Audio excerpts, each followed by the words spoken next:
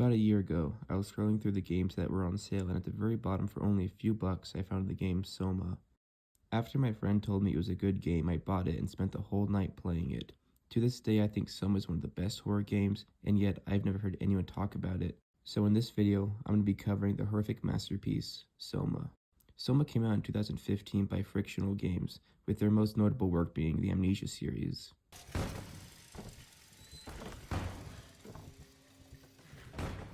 SOMA follows Simon, a photographer living in Toronto, and after a car crash giving him brain bleeding, he's called by Dr. Munchi. He asks Simon to come into his office to do an experimental scan of his brain, so Simon goes to the office and gets the brain scan done. Will this hurt? It's just a scan. It'll hurt about as much as getting your picture taken. Indians thought cameras would steal their souls. That's so. Well, let's hope they're wrong. Ready? Say cheese.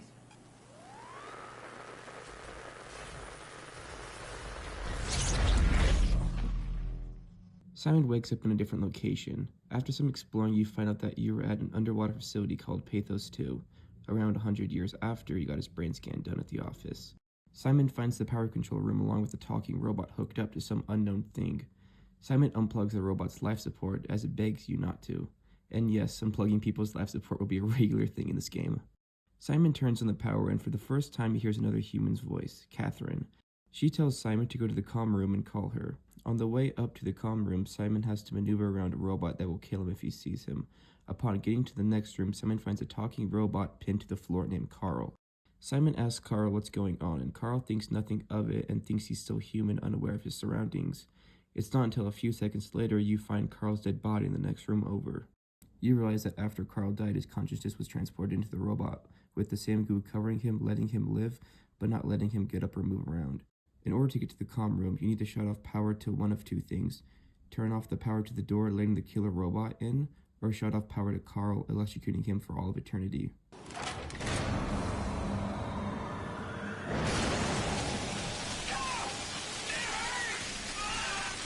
This is the first of many ethical choices you have to make in the game. None of them having major impacts on the story, but just making you feel like a bad person for making the easy but worst choice. Simon gets to the comm room and calls Catherine. Simon tells Catherine about his predicament, and Catherine tells Simon to take the shuttle to Site Lambda, where she is, before the comm room is filled with water. Simon realizes he can breathe underwater, and that his brain is playing tricks on him because he's not who he thinks he really is.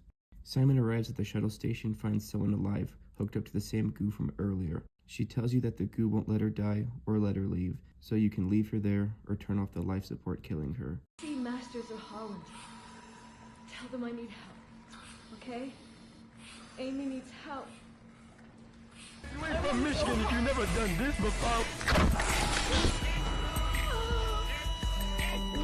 Fuck. Simon gets on the shuttle and finds out Pathos 2 is a series of stations with a giant railroad gun shooting satellites into space. Simon also finds out that a meteor struck Earth, and now the people down here are the only ones left alive on Earth. When Simon gets to Lambda, he finds out that Catherine and himself are a robot all along, with the brain scan he did 100 years ago being uploaded to the robot he's in. You find out that the black goo you see around the facility is called the WOW. It's an organism that they made to help preserve human life. The WOW went rogue and started spreading everywhere, giving things life, transferring consciousnesses of humans into robots to keep them alive, and not letting anyone die. Throughout the game, you find more people and robots hooked up to the WOW's life support, with the WOW not letting people die because its only instructions are to keep people alive. And while the people aren't quite dead, they're not quite alive either. They're just stuck there, not being able to move and not being able to die. Everyone on the surface is dead because of the asteroid, but before that, Catherine is working on a project called the Ark, an artificial world where everyone can upload their consciousness and live on with the Earth being inhabitable. You find out that the Ark is on Pathos 2, so you can go and upload your consciousness to it and launch it into space so it can be solar powered. The only problem is it's at Site Tau in the Abyss, so you need to head to Site Theta and get the Dunbat, a submarine capable of taking you there. So you upload Catherine to your Omni tool, a handheld device you picked up that lets you open doors and plug into electronics. Catherine tells you that there's a sunk cargo ship nearby with an escape pod that can take you to Theta. You make it to the sunken cargo ship called the Curie. While looking for an escape pod, Simon comes in contact with another entity called the Flesher. The Flesher only attacks Simon if he gets close or looks at him. During this, I made the mistake of thinking it couldn't open doors. You can't open doors, right? Simon goes to the engine room and unplugs the engine for no reason at all and sets the ship into self-destruct mode. Simon runs through the ship being chased by the Flesher and makes it to the escape pod, And of course, the escape pod crashes before getting to Theta, which brings us to our next station and chapter, Site Delta. Delta is a short chapter, starting with the crashed escape pod being opened by a helper robot. The objective for this chapter is to call a Zeppelin to bring you to Theta. While exploring Delta, you find out that one of the workers here, Terry Akers, went crazy, with scribblings all over the wall and a pair of ripped out eyeballs on the floor. After calling the Zeppelin, Kathleen tells you that you need to take an electronic chip to pilot the Zeppelin, which leads Simon to have to kill one of the robots to get the chip. This leads to another ethical decision. Kill the cute robot helper who saved you and helped you open doors throughout the chapter, but doesn't have a consciousness, or kill the worker robot minding his own business who is conscious and feels pain. After doing so, you get on the Zeppelin, which brings us to the next and best chapter, Site Theta. Outside of Theta, you find another robot hooked up to the WOW. That's everything right? Thank you, Catherine. Wait. Am I already here? Hello? Who is that? Mark? No, we haven't met before. Is this the Ark? I think we're safe. Oh, I was so worried something had gone wrong. What's your name? Robin Bass. Theta Field Service Technician. Nice to meet you, Robin. I got scanned, like the others. And then I killed myself. At least I think so. I can't remember that part. How does that work? Did dying get you into the Ark? Wow, you're definitely not from Theta. Let me guess, Omicron? Wasn't sure Catherine would be able to scan you guys. You're lucky. There was a lot of talk about this at Theta. The idea is, when you're activated in the Ark, there's basically two of you, right? One human, one living scan in the Ark. You don't want your copy to survive you. You yourself want to survive on the Ark. If the human you dies before the scan is initiated, or closely after, you yourself would live on in the Ark. Amazing, right? Robin thinks she's on the Ark, and as you find out, most of everyone in Theta killed themselves believing that they would switch places with the copy and live on in the Ark. But due to Robin still being here, you find out that it didn't work, and the WOW transferred their consciousnesses into robots, tethering them, keeping them barely alive enough to speak, but not enough to move or realize that they're not on the Ark. Now you're faced with another ethical dilemma. Leave her thinking she's on the Ark at the bottom of the sea, or unplug her life support, killing her. Where are you going? Stop it! Stop it! Please!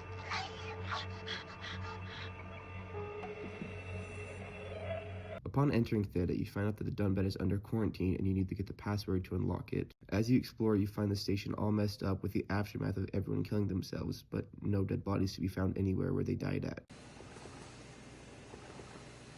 Looks like all your friends moved downstairs. Why abandon the gate? And the habitat?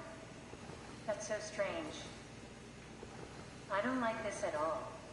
As you continue to explore, you hear shrieking and banging sounds coming from downstairs, and you also find out that the terminals don't work and you need to go downstairs to fix them. As you go downstairs, you come across one of the enemies in Theta, the Proxy. A Proxy is one of the dead site workers covered with fleshy growth spots, stopping it from seeing you. You have to slowly maneuver your way to the breaker switch without making any sounds. After leaving, you can now turn on the terminals upstairs. In order to get the passwords, you have to boot up someone's consciousness and ask them for the password. So you boot up Brandon Wan's consciousness, and he freaks out and is confused where he's at. You then have to upload an environment in which he's familiar with and disguise Catherine's voice as his girlfriend's voice to make him comfortable. I think this part is extremely dark, booting up someone's consciousness to then trick them and then turn them back off again, essentially killing them until they're booted up again. You go to get the Dunbat, and apparently someone's consciousness got transferred into it because it starts freaking out and kills itself.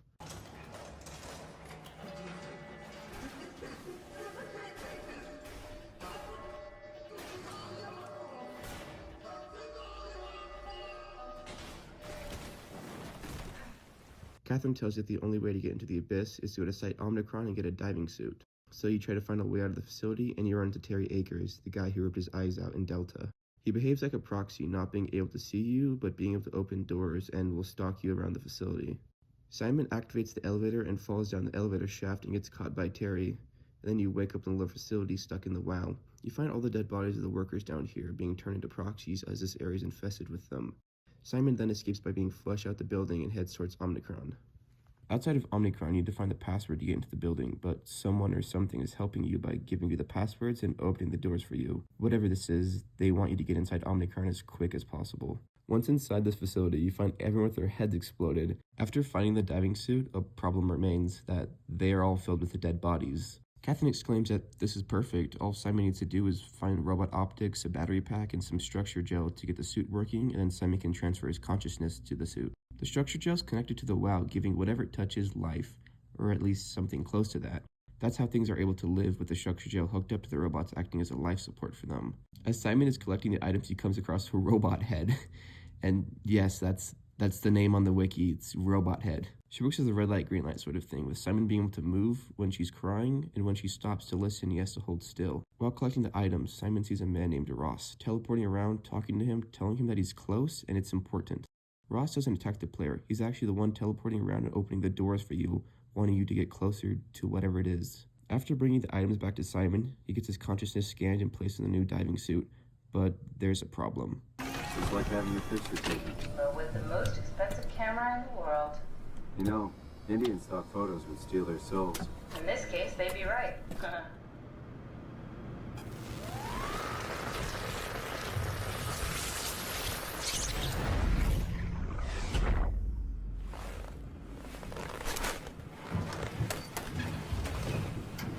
There must be something wrong. Can't you run a diagnosis or something? What was that? No, it's just... Why was it still talking? It's the same like before. Catherine, why was he still talking? That's how it works, you know that. What do you mean? You know it's not magic. You were copied. The sleeping Simon in the seat was copied, and now you are here, just like Simon lived on in Toronto. God damn you, Kath. 2 Simons? There can't be 2 Simons. What did you think would happen? That you were gonna take my mind and put it into another body, like a brain transplant. I'm sorry, it wouldn't work that way. You realize how messed up this is? Please, I didn't mean to upset you. How did you expect me to react to this shit? Please stop. You're fucking disgusting. What's gonna happen to him? He'll sleep for a while, a few days. And then what? Wake up in this fucking nightmare again? All alone? That's so cruel. Well, what do you want me to do with him? Make friends? Let him know that we have to leave him behind when we go into the abyss? What if he didn't need to wake up? You do that? I don't know. Maybe. There. I set it up for you. Hit the switch if you want to drain his battery. He'll die within a minute. Now there's 2 Simons, and it's ethical decision time. Do you let old Simon wake up forever stuck here while you escape to the Ark, or do you unplug his life support? The answer is unplug his life support. You ain't from Michigan if you never done this before. After that, Simon can now take the elevator shaft 4,000 meters down into the abyss. During the ride into the abyss, the elevator shuts off and Ross appears and tells him that you did it and you will make preparations, or whatever that means. Upon reaching the ocean floor, everything is pitch black and blurry besides the older rusty buildings built there. And I'm sorry, the only thing I can think of this part is the one SpongeBob episodes where you get stuck at rock bottom. I can't even tell the bathrooms apart. Simon follows the light markers to Tao and realizes that there's something down here with him.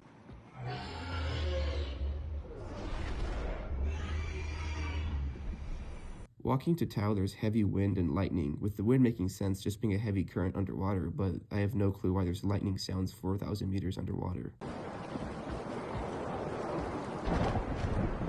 Simon activates a robot that will help guide him to Tao before it gets taken out by the Leviathan, causing Simon to run into a cave.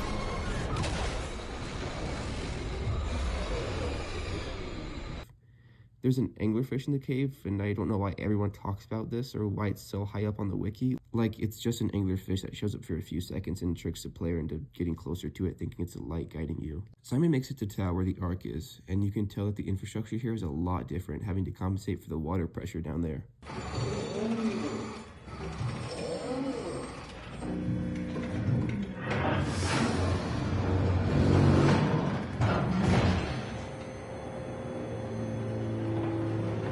You realize that you're not alone down here, and there's something that only gets closer to you when you look away or move.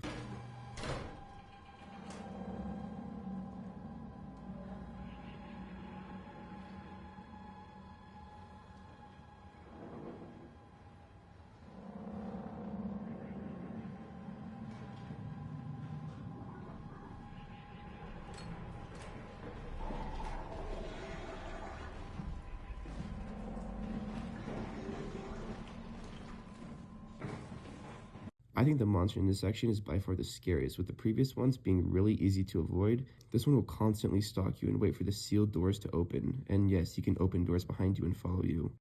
After you escape him, you find the Ark is being guarded by Sarah, the last human alive. She gives you the Ark under one condition: unplug her life support and sit with her for her last moments before she dies. Would you stay with me, please? It won't be long. After leaving Tau, Ross guides you to Site Alpha. Site Alpha isn't on any of the maps. It's a secret station where Ross worked. He tells you that it's his fault that the WoW spread, and this is the origin of where the WoW was made. He tells you that you need to kill the WoW. The structure gel you put in your suit earlier has the antidote to kill the WoW, and all you need to do is stick your hand in the heart of it.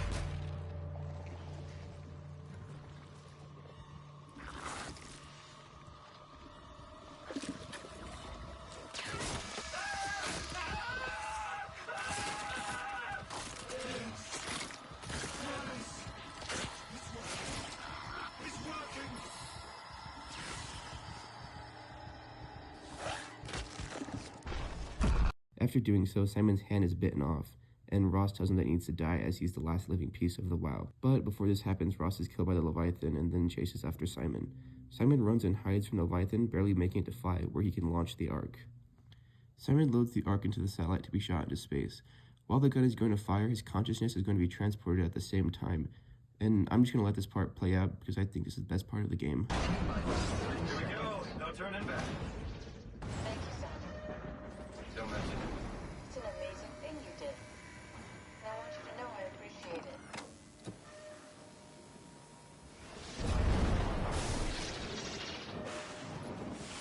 Time, 20 seconds. What's the matter with the upload? Just give it a second. Thought you guys would have better bandwidth in the future.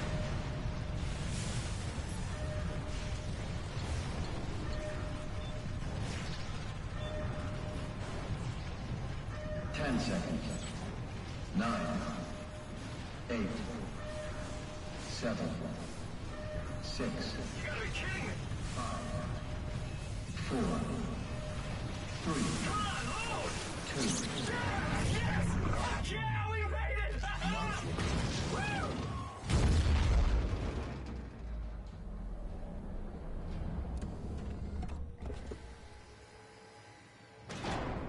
I'm still here.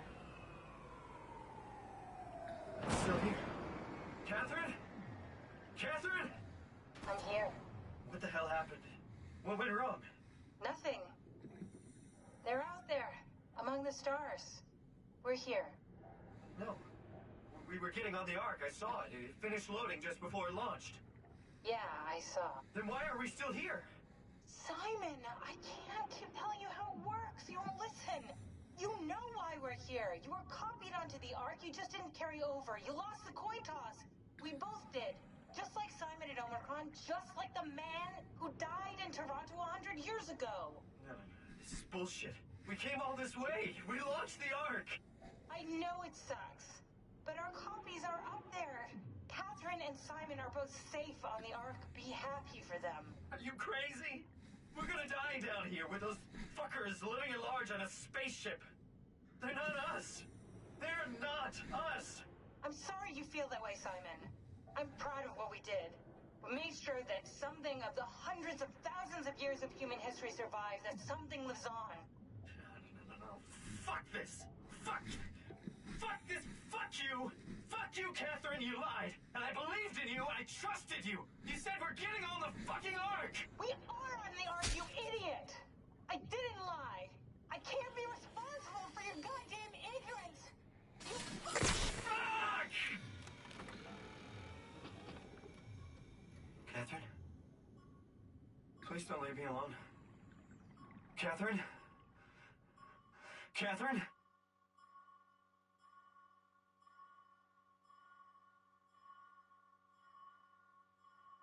The game ends with Simon, all alone, stuck at the bottom of the sea by himself. Simon was the last walking person, but at least he had Catherine.